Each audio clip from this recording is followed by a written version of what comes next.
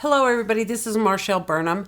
I am going to do a little bit of a makeup video because of my mistakes I had last night going on with my videoing. So what we were talking about yesterday was working on this top to the pickup insert. So I had gone ahead last night after I got through with my video and didn't like what happened and finished antiquing this one. So what I'm going to do is I had a piece that needed to be antiqued anyway, and I have it already base coated. So I'm going to move that one out of the way, and this piece is one I'm getting ready for a class. It's already base coated with the soft brown. You'd think I'd know this by heart. Number 34 already has the soft brown already base coated on, and it is ready to be antiqued. And this is in preparation. I didn't start out very well. Sorry, I'll start that again. The beginning steps to doing paint sticks. So what I'm going to do is I am going to get this ready to antique it and show you how to antique a little bit on this, because you do your antiquing, like on this piece right here, you do your antiquing so you have this going on before you ever start your paint sticks. So I'm going to get the rag up here. I'm a little better with that this time. I kind of fumbled around with that last night. So I'm going to lay the rag out here so I don't have antiquing all over the mat that I'm working on. And so now here's this piece. I'm going to shake up my little antiquing. And like I said last night, the antiquing that I use is some that I make. I've made it for a long, long time. Learned it a long time ago before I even started doing paint sticks. Just happens that this antiquing was made up by, excuse me, some of the older generation that I learned from, and they've always liked this kind of antiquing, so I just have continued on. And in the years of everybody changing and doing different with their formulas and making different things, nothing has ever changed about this because I make it the same all the time, same way. What is nice now is we have the odorless turpentine, so we use terpenoid is one of the ingredients in this, so we don't have the smell like we used to have. So to antique this piece, I've got a brush that's all fuzzed out, and all I use it for is to do antiquing. So I'm going to apply this, and like I said, it goes a long ways. A little bit goes a long, long way. So because I like this look, and you get it pushed down into the detail, really nice.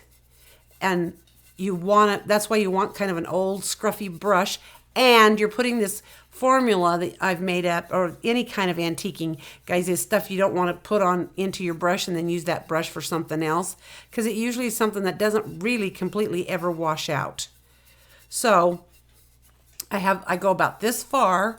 And when I give you instructions, my written instructions, I always tell everybody to do about a 3x3. Well, I go a little bit farther sometimes, but I'm also used to doing it. Because if you're having a warm day, this will dry really quick. Okay, and if you don't have this base coated real well, it will also dry quickly. So then I take my rag, and I always have a couple of layers, not just one layer, and I kind of fold it around my finger, and then I just start wiping it off. And see how neat that look makes this log look? This log is part of a birdhouse that we're going to do in another class. And I just got to get my piece ready to go so I can get my piece finished. Because when I teach, I don't ever teach anything I've never painted. And it's my instruction and my technique that I teach people when I do classes out on the road. So I have to figure it all out anyway, so I might as well have this going, and I got to have a piece. I've never been one that likes to teach without creating it. And 9 times out of 10, even if I have taken a class from somebody else and I turn around and want to teach it, I always come home and redo the piece after taking a seminar, because I want to put my twist to it. I always change up something. Not because I didn't like the class, just that I've always got something a little different that I want to use. Okay, so that's how it is for your antiquing. That's what you want to do. And I had shown also last night to use a little stick, a little skewer if you need to wrap the stick up in a cloth and then get down in those tight spots. But this one, pretty much, it was easy to get it out of the tight spots. Okay, so there's the antiquing.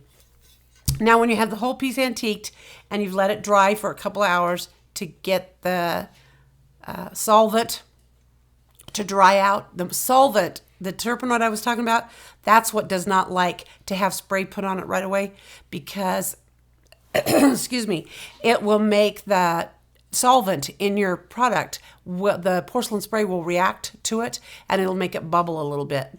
And it's just not crazy about it. And if this is too wet with your antiquing on it and you spray with porcelain spray, it'll turn it white. Porcelain spray used to be horrible about turning things white. All right, so that is done. As far as I'm going to do it tonight, I'm not going to have you sit and look at it and watch me antique this whole thing, but that is the antiquing. So next we would come and start working on our paint stick part. And so I am just going to stop right there and just give you a little heads up to hopefully this is working better. I found out what my blurriness on my video was, so I'm going to share this with you, and this is just kind of a do-over. It's just me. I don't like having things messed up. I think we've got it figured out. So I'm going to post this short, quick little video as to how to get your piece ready. And then next week, we will be continuing on with this piece. So we'll have it, I'll have this one a little farther done, and then we'll be working on one so you can just see how well to put this on. Okay? So thanks for looking at it again. Hopefully I am much clearer than I was last night, and I am very excited about doing these videos. So thanks a lot, and we'll talk to you soon.